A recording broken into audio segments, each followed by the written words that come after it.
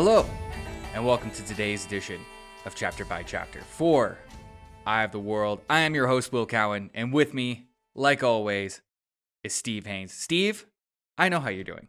I've asked you this every day this week, and you're doing great. The question is, how are you doing? I'm doing great. I'm reading books. I got a job in this crazy world, so everything's working out pretty good for me.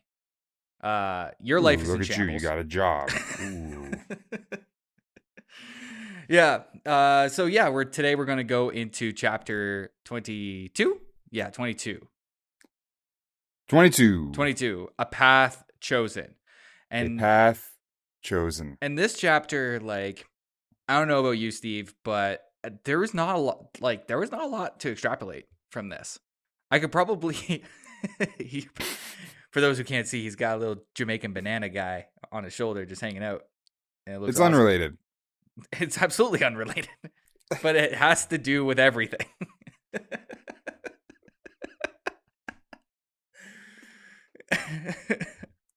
We got to make t-shirts of that guy. Anyways, I don't know about you, but I couldn't really extrapolate a lot from this chapter. We have an exciting chapter today, guys. Yeah. It's basically just Perrin and Egwene kind of walking, just getting their bearings. It starts off with Perrin waking up in the shrubs after sleeping in his cold clothes that got soaked in the river while he was. Because you remember he fell in the river. Yeah, and we're just picking up after that, along with his horse. Rip. Oh yeah, the horse is probably long gone. There's not really much mention of that horse because horse can't swim. Yeah, no. You think that he'd be a little bit more upset by it? Was it his the horse? name of his horse? I don't know. I think we should need to do an all horse name episode. Just talk about the horses' names. All horse episode, yeah. An all horse episode. Well, I'll be honest with you. The only one that I can remember the name of there's Bella, which is Bella. There's Cloud. Cloud is Moraine's, and I know Lan's horse is like this. It's like this gray. They call it the gray or something like that. But that's not its name. That's like the breed, you know? Yeah, they just refer to it as the gray all the time. Yeah, I don't know what the horse's name is. But yeah, the chapter opens up with Perrin waking up. He's discombobulated. He's cold. He's shivering. And it was a shitty night. And he's kind of keeping an eye on the shoreline of where he crossed the river. And he's thinking like, okay, I don't see any Trollocs, but he also remembers that Moraine said that the river is going to be kind of like a barrier between them and the Trollocs, so that's why another reason why they wanted to cross the river. I don't know why though. Like, are Trollocs like allergic to water? Are they kind of like? Yeah, they can't swim. I think I said this before. Trollocs can't swim. They can't swim, eh? I don't think so. Or they don't like water. They don't like deep water. Or I was thinking about this because I had a thought of in Lord of the Rings, like in the movie where Eowyn shoots down all that water, like the rushing water onto the horse Black water. Riders. Yeah, the horse water. Yep. Maybe this might be our all horse episode. I think it might be happening. We're getting into it today. I thought it was like they didn't want to get into the water because like they know Moraine's an Aes Sedai and she can do stuff like that, which would just be devastating. But she can do stuff anyway. She can just shoot fire out of the water. You know what I mean? Yeah, exactly. So she can shoot anything out of anything. Yeah, she's pretty OP. Anyways, he's paying attention there and he's thinking about his friends and just where everybody is, and he thinks about like where Egwene could be. And he like there's this point in the chapter where he thinks to himself like if she has made it, and he corrects himself and he's like, she definitely made it. He's just trying to keep himself like positive in the situation. You gotta stay positive. Then he sees like a horse track on the ground, and he's like, I gotta follow this. Part of the reason why aren't there like lots of tracks all over, and like there's like wolf tracks and stuff too. Yeah, well, he was from like the Trollocs. He was like thinking like, well, if this is a Trolloc track, like Trollocs do have hooves, but some of them do. But like I take it as like, isn't there variation? Like they're all like mixtures of different animals and stuff, yeah, some are like and humans. wolves, some are like Like, do they all dolphins. have hooven feet, or do some have human legs and feet? I think it's a little bit more animal based. Like so like there's some with hooves and there's some with like paws or like talons or stuff Yeah, like that. yeah, yeah. But they're humanoid. They're like they're all bipedal. Yeah, they all stand on 2 feet. Uh so like there's some Trollocs that's why they say in the sentence or in this part where they're like some Trollocs do have hooves, but not all of them. But he makes a point of going like, but no Trolloc probably has horseshoes, Well, especially unless you're a fancy Trolloc. unless you're a fancy Trolloc. But he notices the horseshoe print as like something that Master Luhan, the blacksmith that he's trained under, as like his mark. That's kind of like his style of horseshoe. So he's like, okay, this must be somebody from our crew.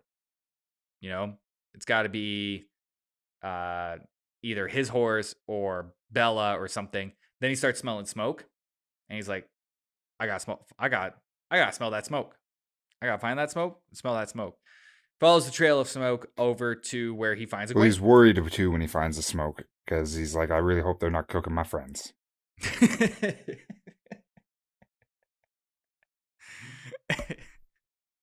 That's the first thought that comes to mind whenever I smell smoke coming over Well, to a yeah, he's friend's been fire. attacked by Trollocs though. Oh yeah. So he's cautiously, but he gets there and he finds Egwene. And Egwene's just sitting over a fire, just kind of keeping herself warm. He sees he sees Egwene, and it's kind of like a moment of relief. Like, okay, somebody else made it out. You know, getting attacked by 1,000 Trollocs, that could. Well, yeah, Well, because that's like, remember at this point everyone's still separated. yeah, Everyone thinks everyone's dead. yeah.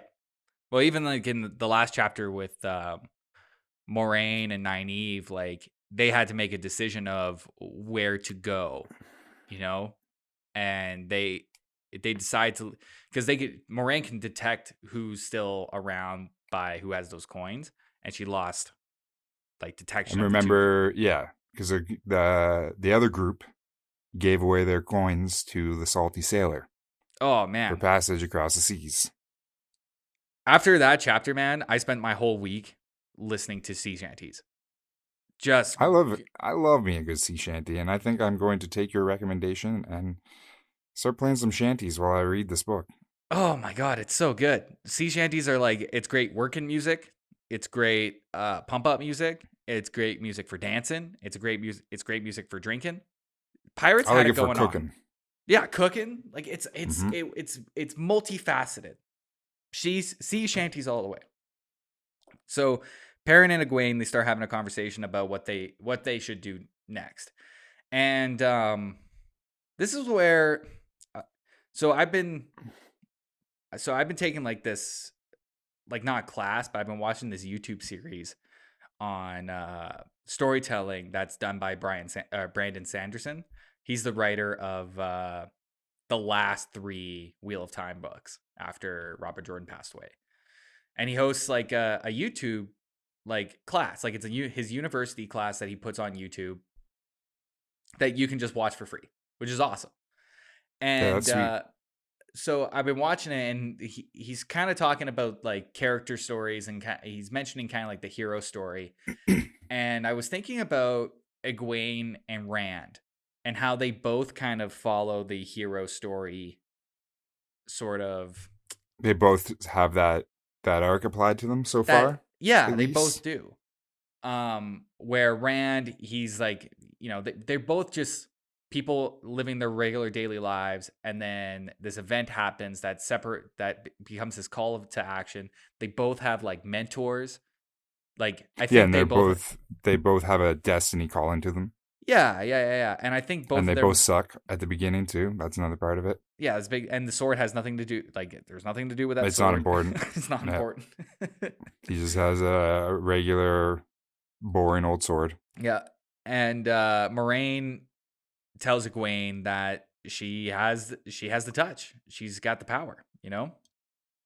So there's this call to action and there's this destiny that's calling to them.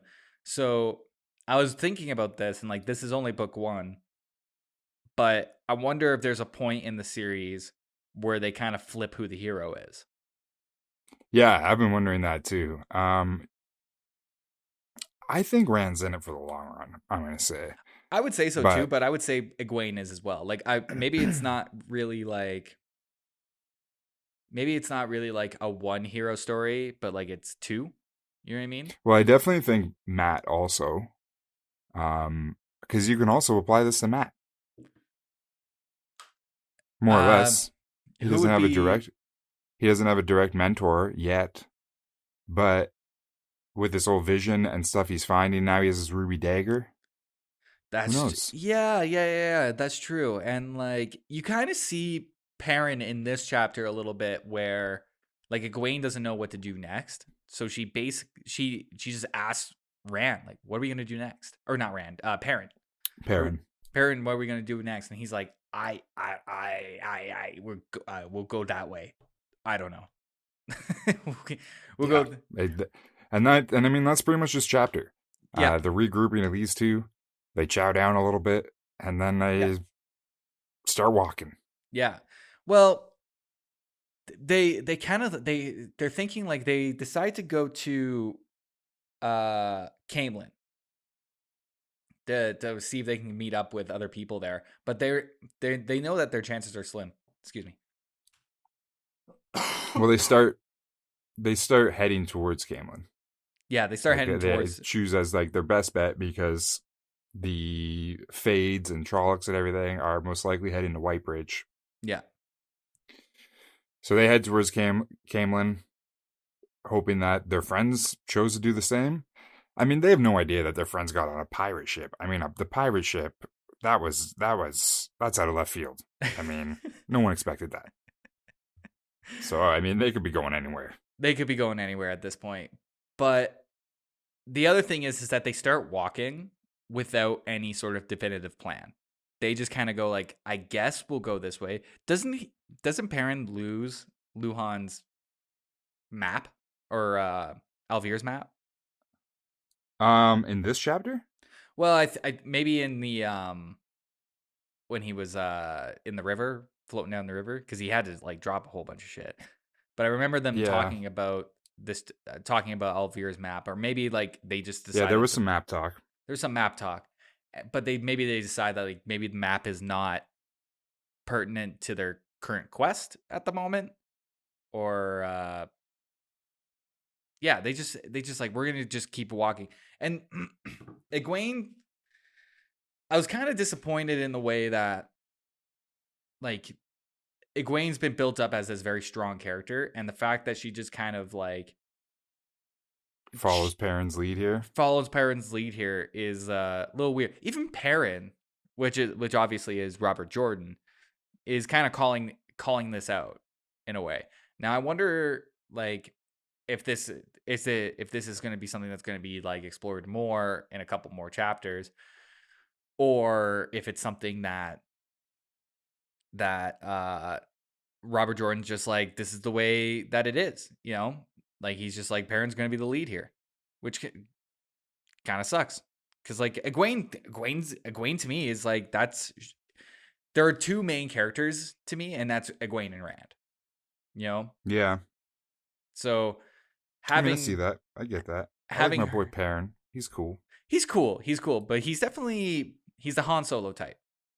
I love Han Solo. But I mean, that is more or less a chapter, yeah?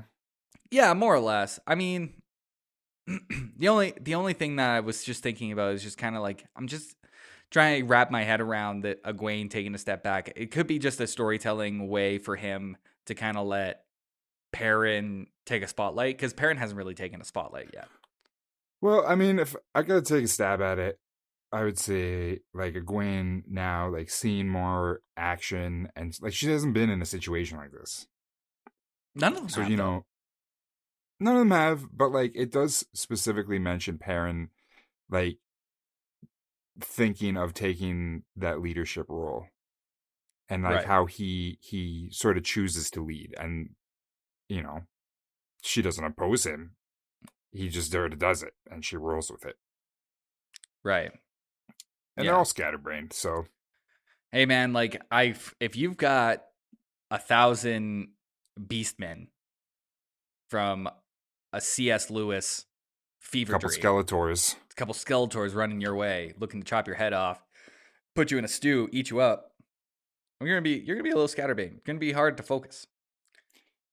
Also, we have to mention that I said they ate some food. Egwene was having some food when Perrin showed up, and what was the food? Cheese and bread. Bread and Bread and cheese. cheese.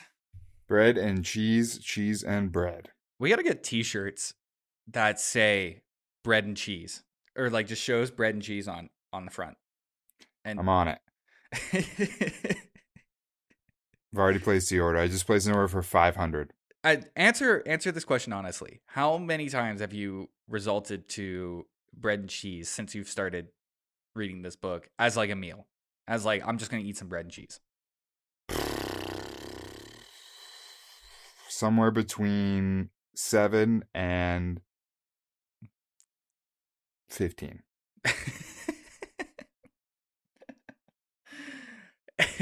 I know it's a wide gap there, but look, man.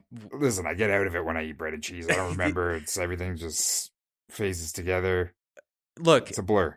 I've had bread and cheese probably like 2 or 3 times as like that's what I'm gonna eat for my meal. But every single time, you get bad dreams. And have you noticed? I've had it a lot for snacks. I've been doing snack plates and just some bread and cheese, some bread and some cheese on the side.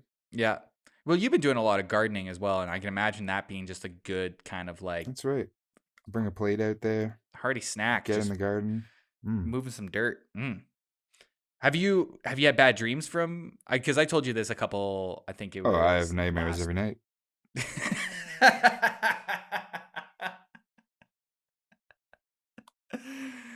With bread cheese or not with bread cheese. That's right.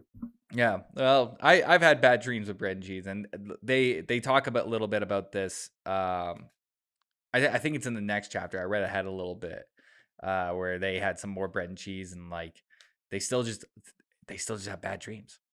Bread and cheese is not good for your mind, apparently. It's not. The dairy. Yeah. The dairy. Yeah. You think that they would like result to some berries or something like that since they're out in the forest all the time. Berries, not dairies. Is the official statement of chapter by chapter. There we go. For Eye of the World. That pretty much wraps up this episode today. Tomorrow we're going to be getting into chapter 3, Wolf Brother.